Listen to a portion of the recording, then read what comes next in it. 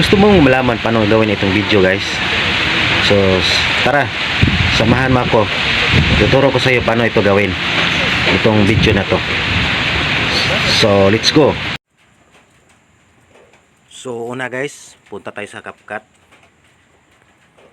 Pinutin ang new project, then hanapin ang videos na ginagawa natin.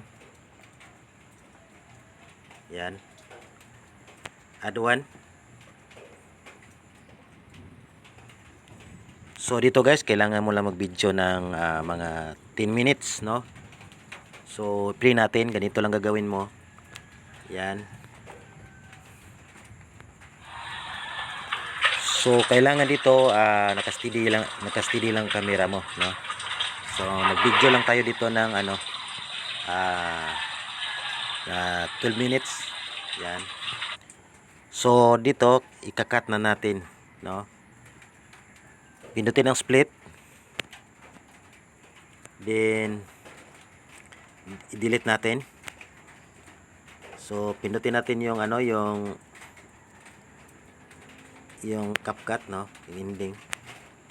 So dito guys, no, pindutin mo lang yung video, highlights mo lang pag naka white, highlights yan.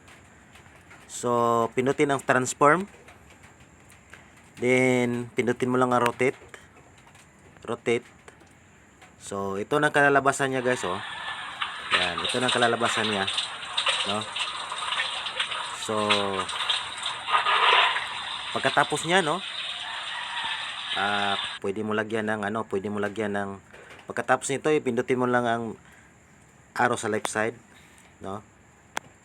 Tapos pindutin mo ulit. Tapos may audio yan, audio, pindutin mo lang. Tapos sounds, pindutin mo lang sounds.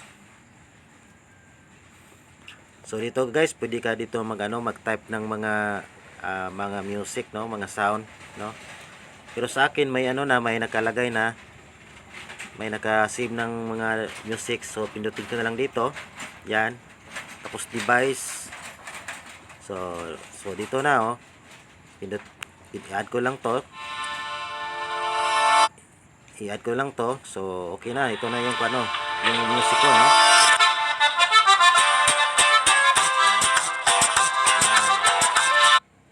Pagkatapos niyan, pinutin ko lang dito, i-split ko lang dito, pinutin ang split, then delete, no. Pagkatapos pinutin mo yung 720, so i-pull mo lang dito at i-high mo lang, tapos yan. So pinutin mo lang i-export, no. So export mo na.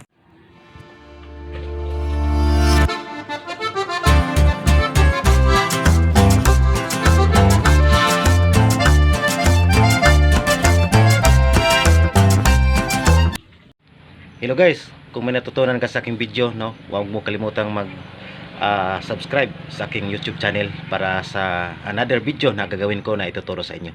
So maraming salamat sa panonood.